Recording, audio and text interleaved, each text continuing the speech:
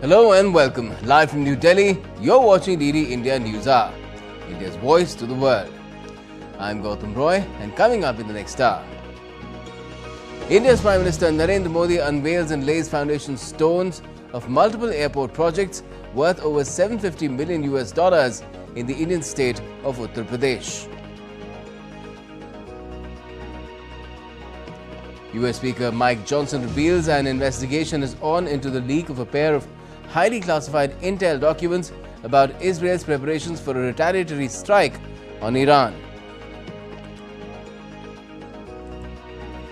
US, Germany, France and other Western nations express concerns over reports that North Korea has shipped 1,500 Special Forces troops to Russia's Far East for combat deployment in the Ukraine conflict. And it was a day of fasting followed by feasting for millions of North Indian women who eschewed food and water till moonrise to pray for the long life of their spouses on Karva Chauth.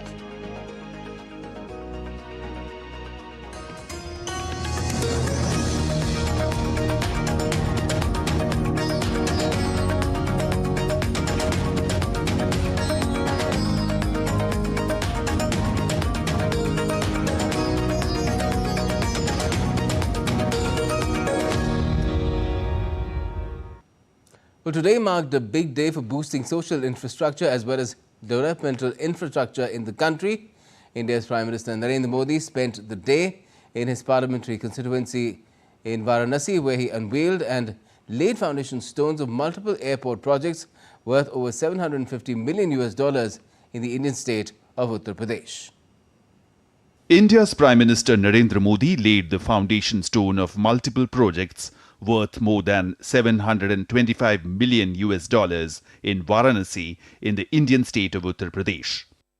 In a boost to air infrastructure and connectivity in the country, Prime Minister inaugurated 3 airports developed under the regional connectivity scheme of UDAN or Ude Desh Ka Aam Nagrik from Varanasi in Uttar Pradesh.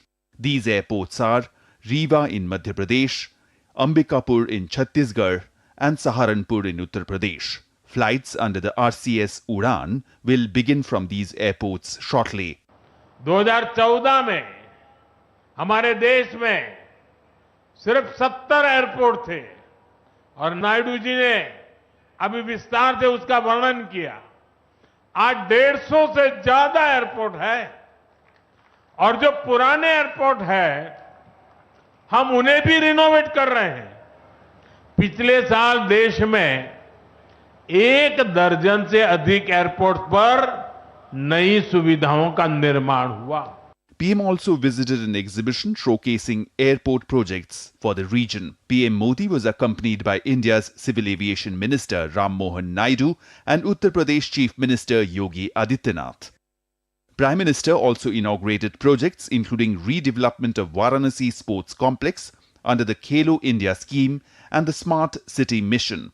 Hostels and a public pavilion at Dr. Bhimrao Ambedkar Sports Stadium were also inaugurated. Various tourism initiatives were also part of the inaugurated projects. The PM also inaugurated R.J. Shankara Eye Hospital in Varanasi. The hospital offers comprehensive consultations and treatments for various eye conditions. PM Modi also took a walkthrough of the exhibition showcased on the occasion. Prime Minister said that now Varanasi is becoming famous as Uttar Pradesh and Purvanchal's healthcare hub as well. Kashi की पहचान अनंत काल से धर्म और संस्कृति की राजधानी के रूप में रही है. अब काशी यूपी के पूर्वांचल के बड़े आरोग्य केंद्र हेल्थ केयर हब के रूप में भी विख्यात हो रहा है. The function was also attended by Jagadguru Sri Shankara Vijendra Saraswati Swamigal of Kanchi Kamakoti Peetham. Lauding Prime Minister Modi, Shankaracharya said that our nation is making great strides and a key factor behind this progress is strong leadership. Praising PM Modi's leadership, he said that it is a blessing from God to have good leaders like PM Modi amongst us and that God is getting various great work done through PM Modi. Bureau Report, DD India. Now, Israel has ramped up military actions targeting Hezbollah's intelligence and weapon facilities in Beirut. On the other hand, Hezbollah continues to engage in cross-border fire, with 70 projectiles intercepted over northern Israel on Sunday. Israeli Prime Minister Benjamin Netanyahu, unfazed by the drone attack on his residence, described the airstrikes as necessary. Meanwhile, U.S. Defense Secretary Lloyd Austin has urged Israel to moderate its operations in the region.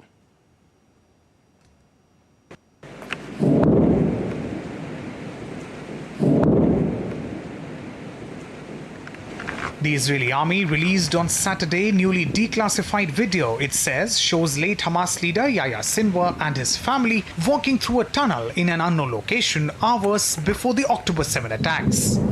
On battlefield, Israel has intensified its efforts on multiple fronts in response to the ongoing resistance. Israeli warplanes bombed the headquarters of Hezbollah's intelligence agency and an underground weapon manufacturing facility in Beirut on Sunday and claimed to kill 3 Hezbollah officials. Israeli Prime Minister Benjamin Netanyahu accused Hezbollah of trying to assassinate him and his wife and called the strike a grave mistake. Walking in a park in Jerusalem on Saturday, Netanyahu dismissed the threat and said he was not deterred. Well, 2 days ago, we took out Yahya Sinwar, the terrorist mastermind whose goons beheaded our men, raped our women, burnt babies alive. We took him out, and we're continuing our battle with Iran's other terrorist proxies. We're going to win this war. Meanwhile, Israeli Prime Minister Benjamin Netanyahu spoke with the former US President Donald Trump. Netanyahu told Trump Israel will make decisions based on its interests. Meanwhile, US Defense Secretary Lloyd Austin said that the United States would like to see Israel scale back some of its strikes in and around the Lebanese capital of Beirut. I say the same thing that I said about Gaza and continue to say. The numbers of casualties civilian casualties have been far too high. We'd like to see, Israel scale back on some of the strikes that it's taking, especially in and around Beirut. And we'd like to see things transition to some sort of negotiation. While in Gaza, footage released by the Israeli army showed what it says are military operations in the Gaza Strip. On the other hand, Hezbollah has kept trading fire with Israel as 70 projectiles crossed from Lebanon and were intercepted by air defenses in northern Israel on Sunday.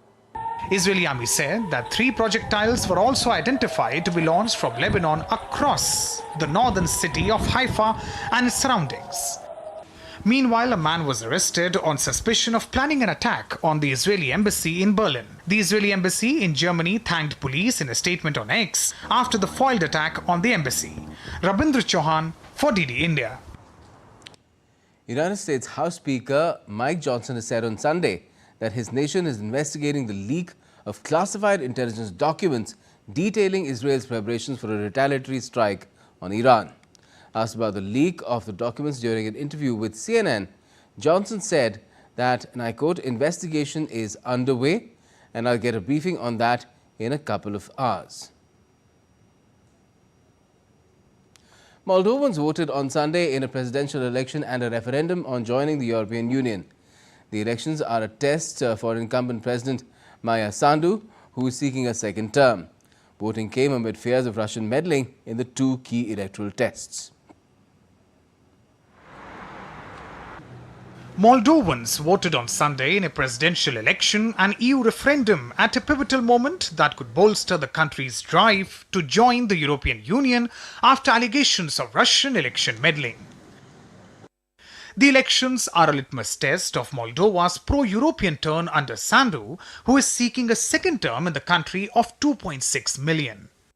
I voted for Moldova to be able to develop in peace and freedom, so that Moldova can build the future it wants and deserves. Go out and vote. Every vote counts.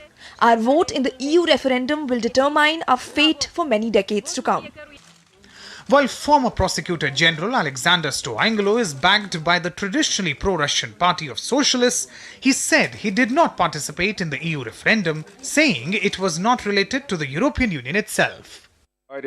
I did not participate in the referendum. I do not support the position of the current government, which came up with an idea not related to the European Union itself. This is a referendum to change the constitution, but at the same time, I am a supporter of Moldova's European aspirations. The referendum will decide whether to insert a clause into the constitution defining EU accession as a goal. In Moscow, hundreds of Moldovan residents queued outside Moldovan embassy. Many said that they don't want to be divided into pro-Europeans and pro-Russians.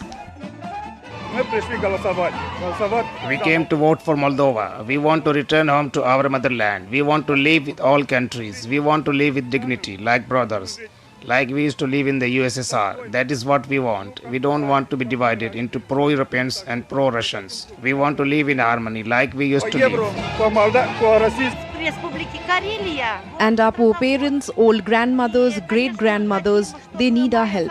They even closed the possibility of transferring any assistance to our relatives. So we are for friendship between Russia and Moldova, and we have always been friends and will remain to be.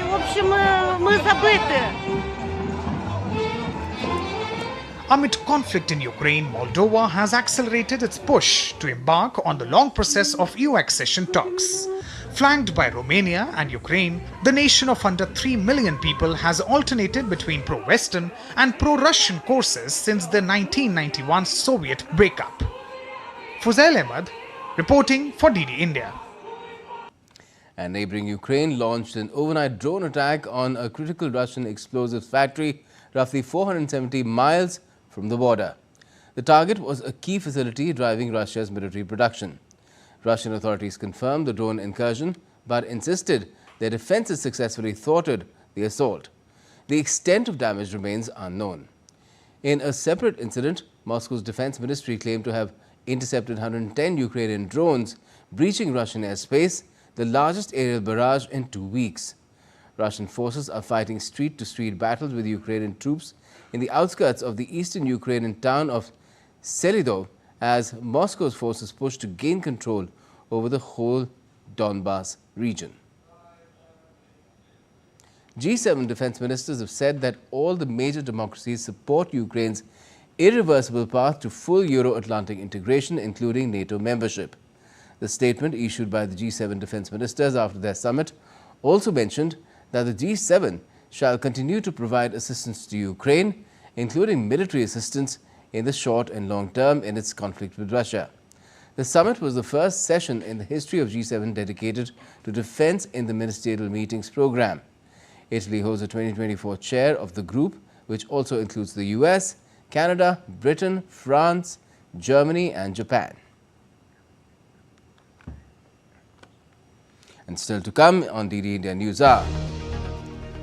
Americans in 26 out of 50 states vote early by mail or in person with just 17 days left for the presidential polls on the 5th of next month. King Charles and Queen Camilla are in Sydney on the British monarch's first royal visit to Australia.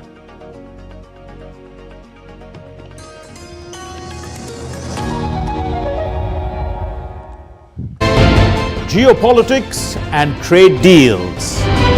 Economic challenges amid development. Hard work and the path to prosperity. It's the economy always. Between walkers, money is what money does and says. Supply creates its own demand. Between the bulls pulls and bears tears. When supply chains globalization and India rises to the podium. We'll get you centered with the Economic Brief at 8 p.m. every Thursday on DD India. Complex issues, hidden agendas, twists and turns, strategic games. We think all dots are linked. We just need to connect them. Join me every week as I connect the dots to unravel hidden designs in statecraft, mysteries, and decode issues that matter to you. Watch Connecting the Dots with me at these times on DD India.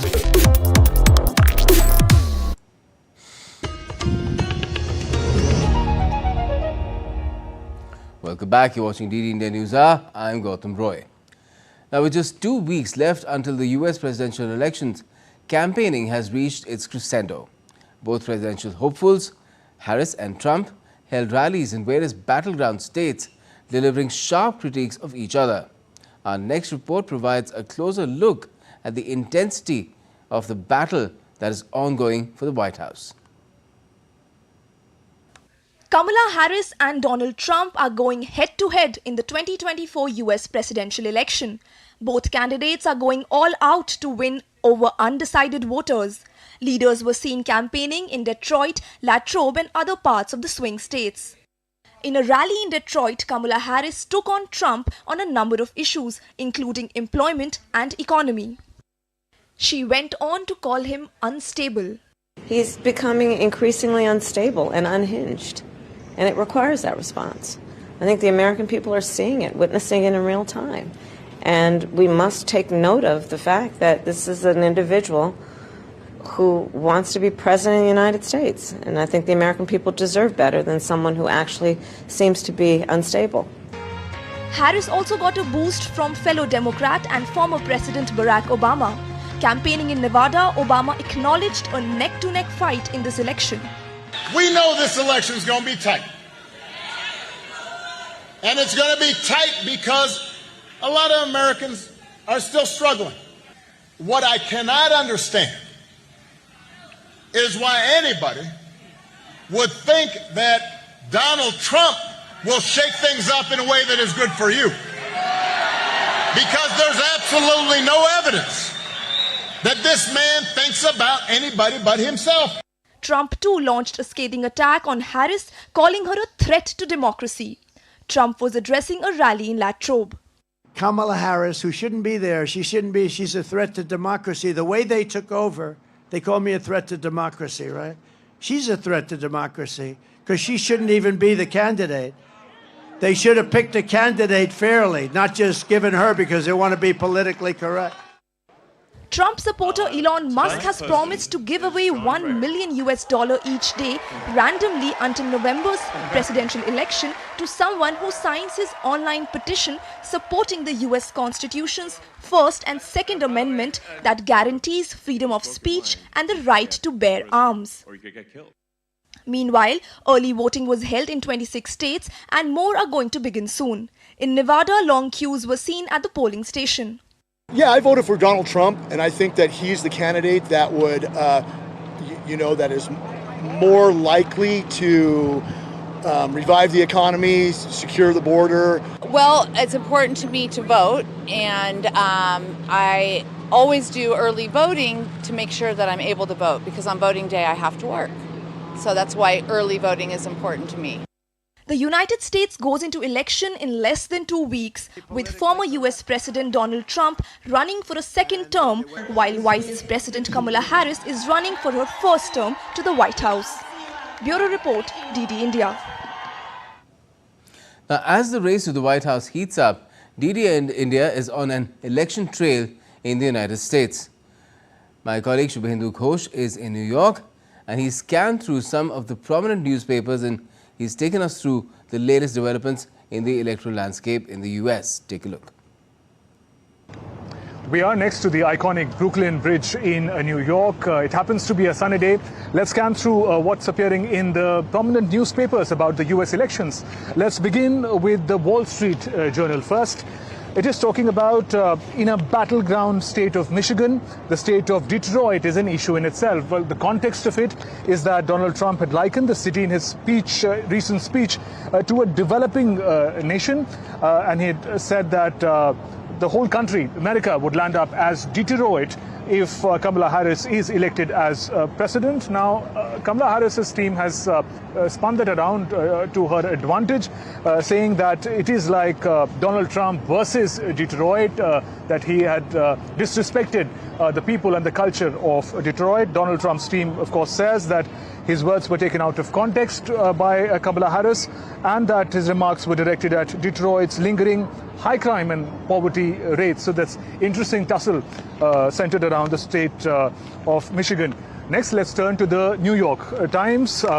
It's talking about the manner in which the North Carolinians are considering who will help them rebuild as early voting begins. Thursday was the day of early voting to begin. In North Carolina, the context of it is also the cyclone Helene and the devastation that it caused, scarred by the extraordinary amounts of rain that unleashed deadly flooding. The article says the road-crushing mudslides last month, the people of Western North Carolina are heading into the voting booths with the question in mind: which candidates will best help rebuild their communities and the impact of the worst natural disasters in the recent US history. Another article from the paper, it says Obama set to hit the trail alongside Harris next week. Former President Barack Obama and Michelle Obama, the former First Lady, will in fact make their first campaign appearance alongside Vice President Kamala Harris as she seeks to woo the voters in the last-ditch effort really in Georgia and Michigan. And finally, we're looking at the New York Post. There's an interesting editorial article, looks at the US elections from the context of foreign affairs. It says US election has the EU paralyzed, but, and it sort of talks about the implications and all that is going on, especially in the context of the Ukraine conflict. It says that there is an odd sense of paralysis in Brussels, the capital of the European Union.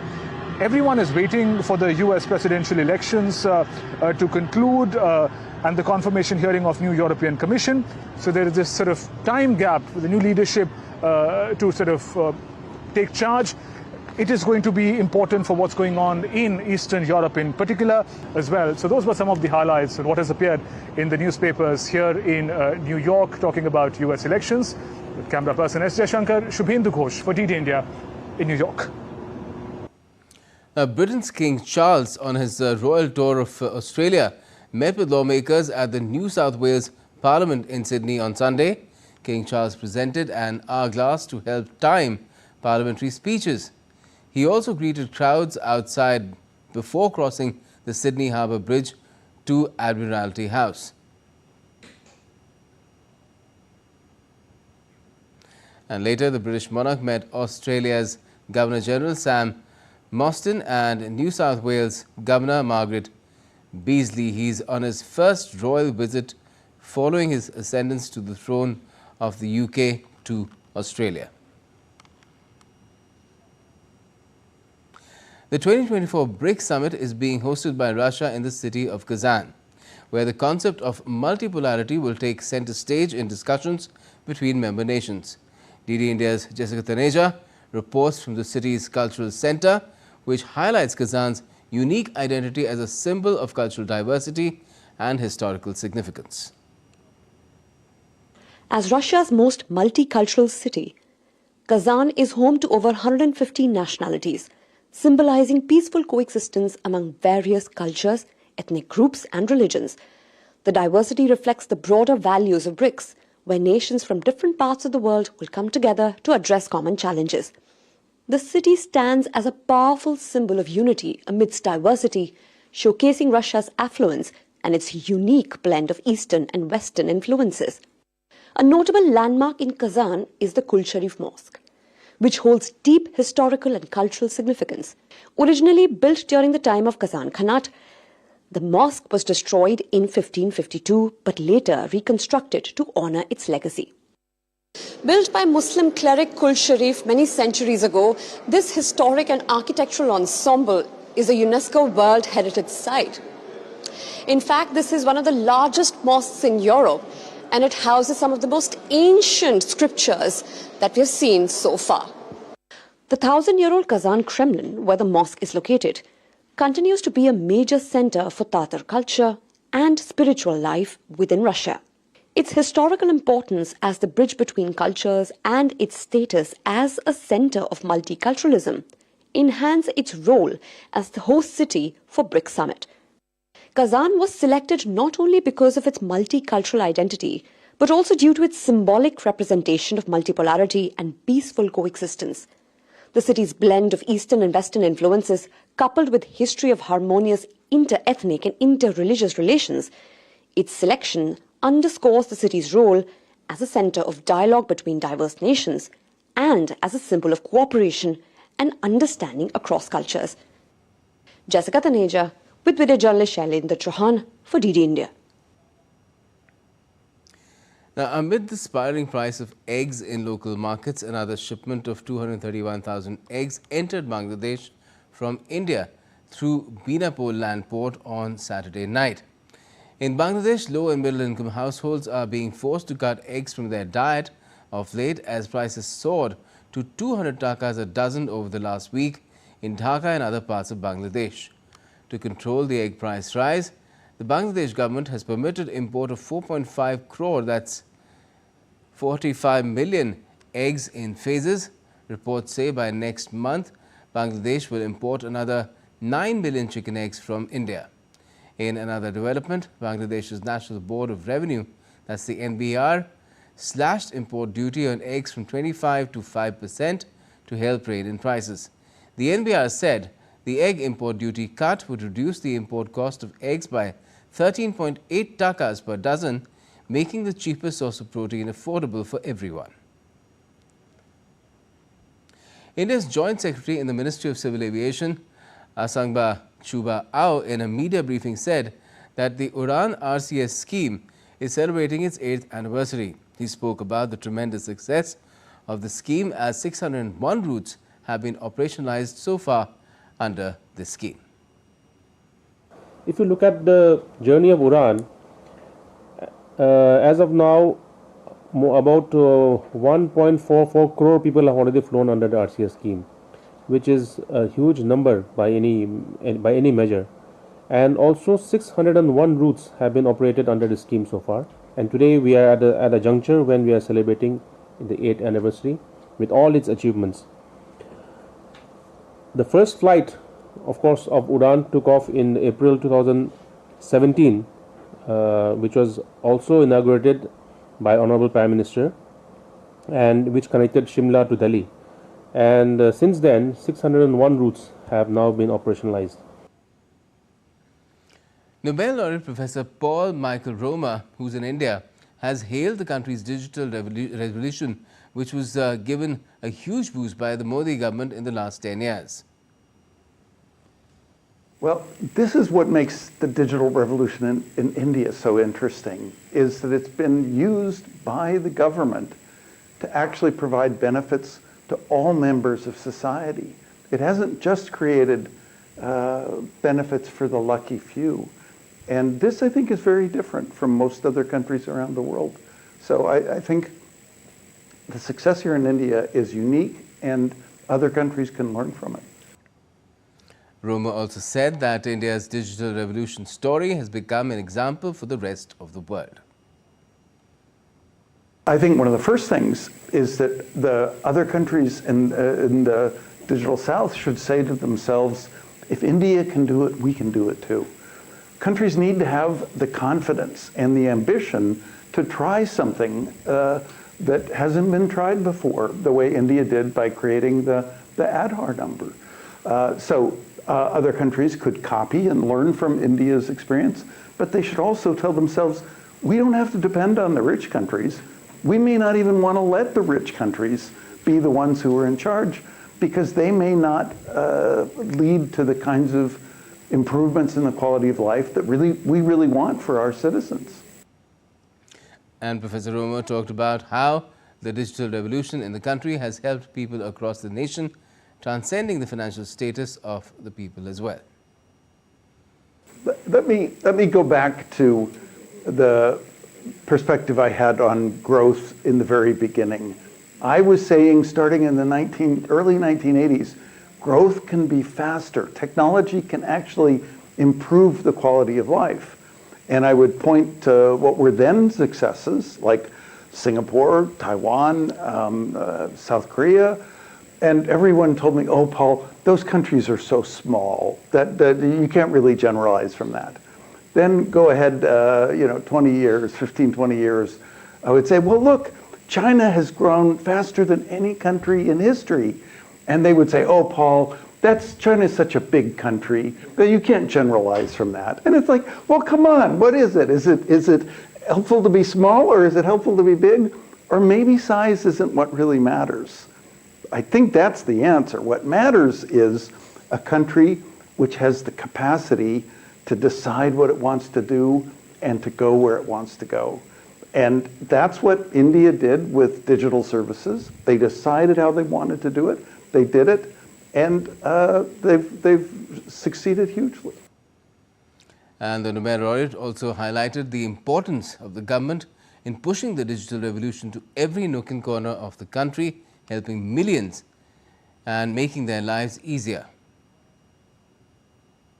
I think the role of the government is pivotal, and this is the lesson from the Indian success. In the United States, in the West, we've generally had a much more hands-off, kind of laissez-faire market solution, and without the kind of cooperation between the government and the private sector, what we've seen in these other countries is that the digital revolution hasn't generated the benefits that it could have, that many of us first anticipated when these new technologies came on the scene. And this is not a new lesson. Think back to the amazing discovery of the airplane. We didn't get safe air travel because we said, oh, let's just let the market take care of air travel, air safety, or air traffic control. We had government leadership and government innovation, and government discovery about how to actually run something as complicated as an air traffic system safely and move people all over the world. So there was a time in the West where we knew how to use the government to create the conditions where then private airlines and other private operators could operate.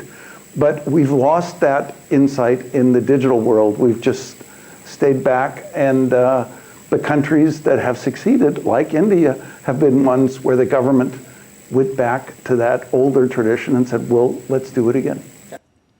And still to come on DD India News Hour, we'll be speaking to our expert guest on Russia and North Korea's growing military cooperation and the possibility of North Korean boots on Russian ground to fight Ukraine.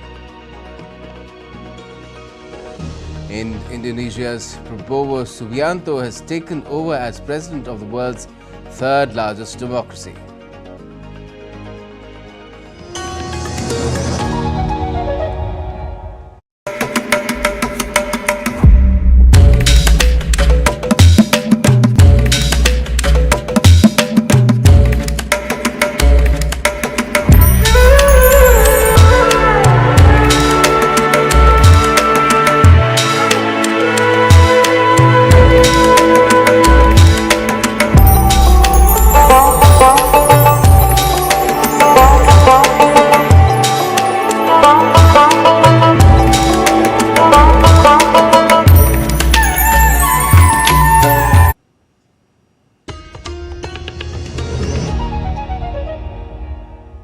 You're watching DD India News Hour. I'm Gautam Roy.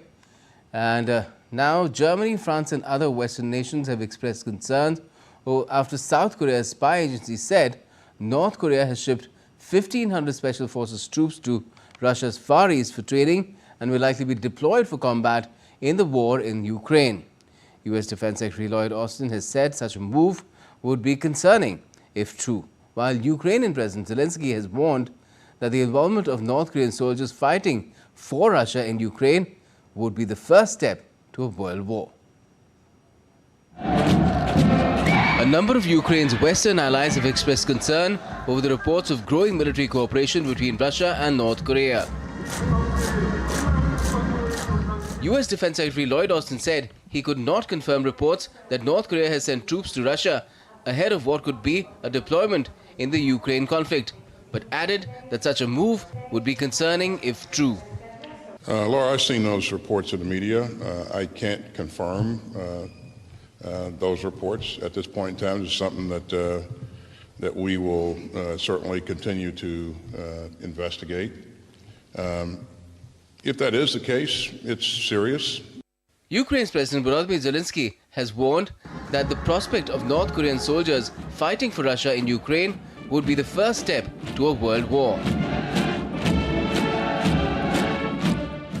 So, we know about 10,000 soldiers of North Korea that they are preparing to fight against us.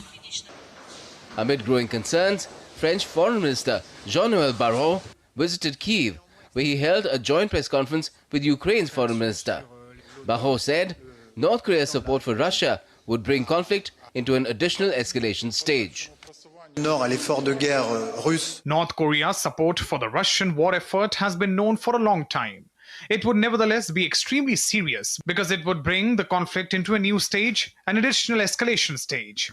German Defense Minister Boris Pistorius described the possible intervention of North Korean soldiers in Ukraine as worrying. The fact that North Korea is massively supporting Russia with soldiers, as we are now hearing, but in particular also with ammunition and other weapons, and that China is playing a key role in providing support in the grey area at least. All of this makes it clear that this conflict is spreading to other regions of the world in terms of its impact. On Friday, South Korea's spy agency said North Korea has shifted 1,500 Special Forces troops to Russia's Far East for training and acclimatizing at local military bases and will likely be deployed for combat in the war in Ukraine. South Korea's National Intelligence Service, that's the NIS, also released satellite images, it says shows military facilities in Russia where North Korean personnel had gathered. Fuzail Ahmed's report, DD India. So, what are the implications of this move if it indeed has happened? We have with us Dr. Rajan Kumar of the School of International Studies at the Jawaharlal University in Delhi to talk about it with us. Good evening to you, Dr. Kumar. What do you make first up about this kind of intelligence that the South Koreans have gathered, that there are indeed not just North Korean troops but special forces that have been now stationed in the Russian Far East for a possible deployment in the war effort against Ukraine? And Gautam, thank you for having me here. And this shows a kind of clear escalation in the war which is happening in between Russia and Ukraine, because this is the first time that the North Korean troops would be fighting outside the country. This has not happened in the last 70 years or so. First is that Russia has been fighting alone until now. There were some reports of some mercenaries coming from some Central Asia, but they were not the kind of troops of any other country. Yes, some mercenaries, some people were employed from say Tajikistan, Uzbekistan, etc. earlier, but this state troop, and as you said very correctly, the special forces were never used by Russia from other countries. So, in my view, this complicates the situation in the entire between Russia and Ukraine. It worries the West because there are a few issues not only related to Russia and Ukraine, but also, as you know, North Korea is treated as a state which is a rogue state, as a state which has been trying to develop nuclear weapons, as a state has been in touch with the United States directly, and it also threatens the neighboring countries like Japan and South Korea. So whatever is happening has an impact not only on Russia and Ukraine. In fact, it will the 12,000 forces which are going to Ukraine, going to Russia, and it might go to the front line also. Nobody knows. Although speculations are that these forces will be used in the Kursk region where Ukrainian forces have captured some of the territory of Russia. So probably that's the speculation at the moment. But yes, this will complicate the situation in Russia, in the Far East where North Korea, Japan and South Korea are located, and also the tension between North Korea and the West. Because also remember that one of the policies of the West has been to kind of contain North Korea so that it does not become a threat for Japan and South Korea. But what does this show? It shows that there is a very close military agreement now, which has taken secretly between Russia and North Korea. Russia and Soviet Union and North Korea in the historical period, they had a very close cooperation. They shared the ideology and they shared the defense they had certain logistic agreements, etc. But in the last 30 years, when Russia became independent after 1991, this kind of cooperation was not there. But in just a few months back, Professor Rajan, Dr. Rajan, I mean, the French defense minister also said that it was known that North Korea was helping Russia in this effort against Ukraine for some time with the materials, etc. but putting troops on the ground has totally different implications. Why would Kim Jong-un be doing this? Kim Jong would be doing it for 2-3 reasons, Gautam. The first is that this kind of provides a security to North Korea itself. As you know, that North Korea has been under constant, has been under threat. The Western countries, especially the United States, has been threatening North Korea. So first, this cooperation would be used by North Korea to kind of elicit some kind of support from Russia for modernizing its military. North Korean military equipments are very archaic in the sense they are mostly the Soviet weapons and all. So in the modernization process of the weapons and arms, etc., Russia can provide some technological help. So that's number one. Now the second part, because this is some kind of mutual defense agreement which has taken place between Russia and North Korea. So if North Korea is sending troops to Russia, also remember that they have signed what is being called an aggression pact. So if North Korea is invaded, say tomorrow by United States or say for instance Japan or South Korea together, so in that case North Korea will expect some kind of support from Russia, whether that would be just defense support, supplying weapons, etc., or Russia might also supply some troops. So that is the worrisome part for not only United States but for the entire world. Because now there is an agreement and now the West will not be in a position to pressurize North Korea, and nuclear proliferation is a real possibility now. We already know that probably North Korea has already developed the nuclear capability, but now with Russian support, it's very likely that it might go further. It might develop its ballistic missiles, which can carry the nuclear weapons, etc. So this is potentially dangerous in so many ways, and this is intelligence that has been brought forth by the South Koreans, who are, they're partners, defense partners with the US as well. And why is the US and other Western countries, they're only expressing concern about it? They in fact seem a bit circumspect as well. Why do you think that is the case? Why don't they want to say that we will put a stop to this? North Korea can't do this. We've already put a lot of sanctions against it and we'll do more to stop this from happening. I think, but the Western countries also have limitations in the sense that they will express concerns. They also put sanctions, but sanctions are not working in most of the places, as you know. It's not working in Russia. North Korea has been under sanction for the last several decades, but it has not impacted the development of nuclear program in North Korea. Yes, it has impacted the people, it has impacted the economy, but it has not impacted either the regime. It has not impacted. In fact, even today, North Korea's foreign minister said the new multilateral sanctions monitoring team led by the US, which has been brought together by the West, because the official sanctions team that was in place earlier was vetoed. They objected to this new team and called it utterly unlawful and illegitimate. Absolutely, the Western countries, they'll try to put some more sanctions on North Korea, but the real issue is that whether we can stop North Korea from, threatening Japan, South Korea, whether we can stop North Korea from developing nuclear weapons. I think the West is not in position because the West is not willing to, directly attack North Korea at this moment because the world is divided. North Korea is supported by Russia, as you know, and in future, it's very likely that some kind of cooperation agreement will emerge between North Korea, Russia, maybe China, and certainly Iran. So in that kind of circumstances, it would be very difficult for the West to put pressure on North Korea. So what we're witnessing is a kind of new bloc which is emerging and which is countering the West. And the Western countries are not willing to send forces on the ground, and that's the reason why they cannot change the fate in Ukraine. Ukraine is losing. Yesterday also, Ukrainian army left one village, and Russia has captured. And ultimately, it's very difficult for Ukraine to push Russian army back to Russia. Okay. Now, Professor, should this be of concern to India as well? Because just a few days from now, Prime Minister Modi is going to be in Kazan for the next BRICS summit, which is being hosted by Russian President Vladimir Putin, and President Xi will also be there. So do you think this could be something that could come up there? I think, in the BRICS meeting in Kazan, I do not think that this issue will be discussed.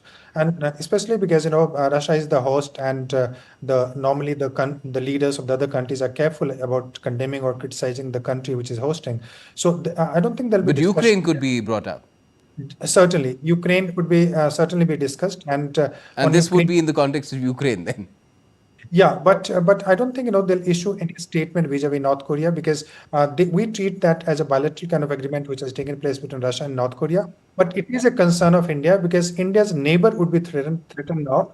Japan would be under threat because of this kind of cooperation which is happening between the two of neighbors of Japan. South Korea, which is again a very economically close partner of India, so that would be under threat, and the bloc politics will become very intensified. So in that way, this will certainly impact, because we have been a member of Quad, and Quad will also be impacted because of such kind of development. So yes, it is a concern for India, but I think in the BRICS meeting at Kazan, this issue will not figure prominently. Well, we have to wait and see what is really brought up between the leaders when they meet in Kazan. But in the meantime, it is clearly a challenge to the West that is being thrown together by Russia and North Korea. And for the moment, the response is not really clear. Thanks for joining us for the moment, Professor Kumar. Now, shifting focus to Asia Pacific, Indonesia's new president, Prabowo Subianto, has been sworn in for his duties on Sunday. The new president promises to bring the nation to a prominent position on the global level. The world's fourth most populous nation welcomed its eighth president. He took the oath at Parliament to officially succeed outgoing leader Joko Widodo. Leaders and officials from over 40 countries, including the United Kingdom, France, the United States, Saudi Arabia, Russia, South Korea, China, Australia, and several Southeast Asian nations, attended the oath-taking ceremony. India was represented by Minister of State for External Affairs, Pavitra Margarita. The minister shared a video on his social media handle on X of his taking part in the inaugural ceremony and congratulated the government and the people of Indonesia. And as Indonesia's new president, Prabowo, takes over the presidential palace, he also bade farewell to his predecessor Widodo in a handover ceremony. Let's now take a look at other stories making news around the world as well.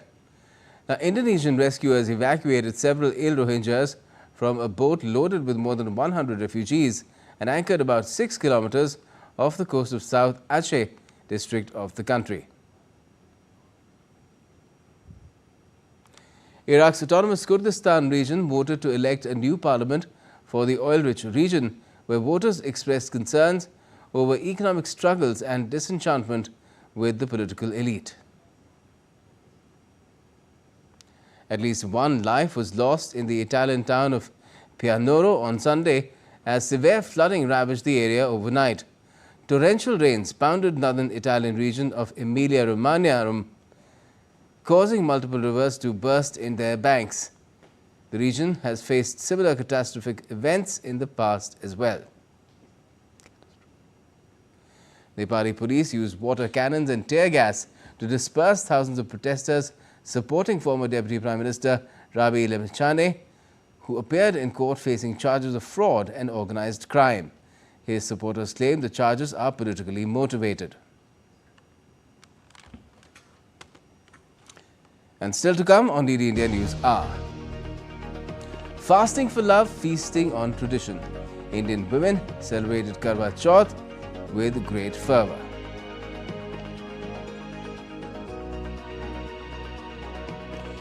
And a quick trip down Saudi Arabia's Boulevard World in Riyadh during Riyadh season 2024.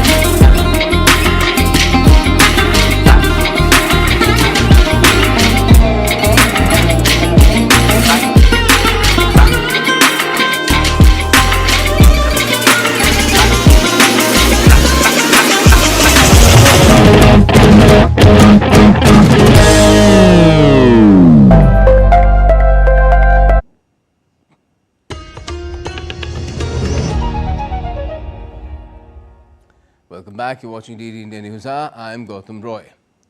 Would you like to go on an immersive adventure through a tapestry of civilizations and cultures? If yes, then Boulevard World in Riyadh is a must-visit destination. DD India's Munwan Bhattacharya reports from Riyadh.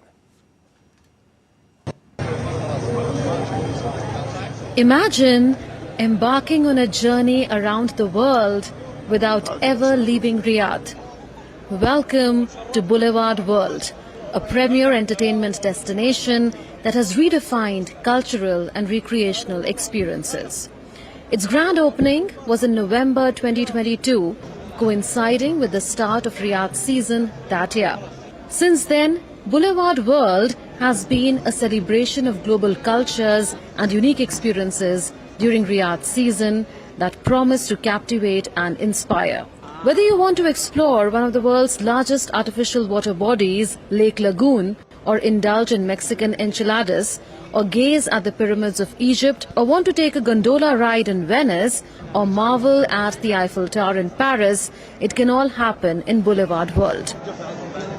It also presents a vivid tapestry of quintessential experiences from many other nations such as India, the United States, China, Spain, Japan, Greece, Morocco, United Kingdom, Thailand, all countries of the Levant, Saudi Arabia, Africa, Turkey, Iran, and Courchevel, French Alps experience.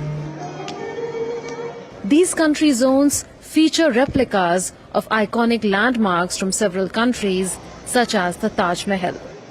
In the India zone, vendors from different parts of India also sell jewelry, clothes, cosmetics, shoes, and many other goods. Indian cuisine also draws in crowds. This all goods from India, from Delhi. All these goods, it's make by hand with the high quality of cubic zircon. Also, the base, it's cubic. It's the metal. It's mixed copper of silver. और ये हमारी jewellery है, जिसमें real gemstone भी है और American diamond jewellery भी है. इसमें कुछ चोकर सेट मिलेंगे आपको, रानी हार मिलेंगे और कुछ रियल पर्ल्स के सेट्स मिलेंगे आपको. ये अपनी ओन मैन्युफैक्चरिंग वाला काम है हमारा. So if you have ever dreamt of being transported to a world where excitement, culture and entertainment all blend into one, then Boulevard World during Riyadh season can turn your dreams into reality. This season is hosting a grand celebration of culture, food and joy in the form of this spectacular carnival. So all in all, it is an enchanting Riyadh season with representation from various countries. With cameraman Pramod Negi, this is Munwan Bhattacharya from Riyadh for DD India. And on Sunday, Karva Chauth, a traditional festival predominantly celebrated by married women across northern India, was observed with great fervour and devotion. The age-old festival saw women fasting from sunrise to moonrise, praying for the longevity and well-being of their spouses. Before eating or drinking for the day, the women, poised with sieves in hand, gazed at the moon before turning their eyes to their husbands. The day was marked by special prayers, with women adorning themselves in traditional bridal attire and applying intricate henna designs. And now let's get you some sporting updates as well. Well, India's Minister of Youth Affairs and Sports, Dr. Mansukh Mandavia, has inaugurated a girls' hostel with 300 beds at the Sports Authority of India Centre in southern city of Thiruvananthapuram. Mandavia said with the new hostel, women athletes will get more opportunities. The minister also emphasized that this reflects a significant investment in the future of young women athletes. He also noted that India is targeting a place in the top 10 in the 2036 Olympics. The Sports Minister also inaugurated the National Golf Academy, first of its kind in the southern state of Kerala. The academy is equipped with world-class facilities such as 9-hole international standard golf course, state-of-the-art fitness centre and modern recreational amenities. India's junior men's hockey team continued their winning streak as they registered a stunning 6-4 win against Britain at the prestigious Sultan of Johor Cup in Malaysia on Sunday. India suffered an early setback when England scored the first goal from penalty corner due to a defensive error. India bounced immediately back with an equalizer. Britain again regained the lead in the 15th minute, but India dominated the second quarter with 3 back-to-back goals to take the scoreline to 4-2. In the final quarter, there were 4 goals, 2 each from both sides. Shardanand Tiwari and Dilraj Singh scored a brace to ensure India's win with 6-4 scoreline. This is India's second consecutive win in the tournament. Hockey India has named a 22-member men's team for the upcoming bilateral series against reigning world champions Germany. The 2-match series will be played in New Delhi on the 23rd and the 24th of October. The Indian team will be led by Harmanpreet Singh, while Vivek Sagar Prasad will be vice-captain. Midfielder Hardik Singh has missed out as he continues to recover from an injury sustained during the Paris Olympic Games. Mandeep Singh, who was rested for the Asian Championships trophy, has returned to the forward line. Recently, India defeated China to clinch the Asian Champions trophy. Olympian Joshua Cheptegei of Uganda lived up to his expectations to clinch the men's crown, with Alimardis Eyayu securing a surprise win in the women's category at the Delhi Half Marathon. Kenya's Alex Matata led a major part of the race, but Cheptegei came from behind to snatch the lead and win the marathon in 59 minutes and 46 seconds. Nicholas Kipkorir finished third to complete the podium. Meanwhile, Alimardis Eyayu of Ethiopia won the women's title. Kenya's Cynthia Limo led the field right from the beginning. However, the Ethiopian runner pulled ahead in the second phase of the race and crossed the finish line to take the top spot, while Limo came second and Mesfin finished third. The podium finishers in both men's and women's categories have received $27,000, $20,000 and $13,000 respectively. Spin bowling all-rounder Washington Sundar has been added to the Indian squad for the upcoming second and third tests against New Zealand. The selectors have added Washington to the team as its 16th member without making any change to the squad. The second test is scheduled to be started in Pune on the 24th of this month. New Zealand have taken a 1-0 lead in the 3-match series. Sundar has been part of India's white ball squads in recent months, but has not played Test cricket since March 2021. And New Zealand defeated India by 8 wickets on the final day of the rain-interrupted opening test on Sunday to lead with a 1-0 on the scoreline in the 3-match series. It was the touring side's first victory against India in the country since 1988. The Black Caps chased down 107 and humbled the home side. After dismissing India for their worst home total of 46 and making 402 in reply, New Zealand bowled out Rohit Sharma's side for 462 in the second innings. Will Young and Rachin Ravindra remained calm under pressure after the loss of 2 early wickets to get the job done. Ravindra was named player of the match. This is New Zealand's only 3rd win on Indian soil since 1955. The second test begins, as I said, on Thursday in Pune. And that's all we have for this edition of DD India News Hour. But let us know your thoughts on the news of the day. And for those on the go, you can get all the latest news and updates from India and across the world on DD India's mobile app. It's available on both Android and iOS. You can scan the QR code, which is there on the screen, and download the app right away. And we'll be back with more news as it breaks here on DD India. I'm Gautam Roy from all of us here in Delhi. Thanks for watching DD India News Hour.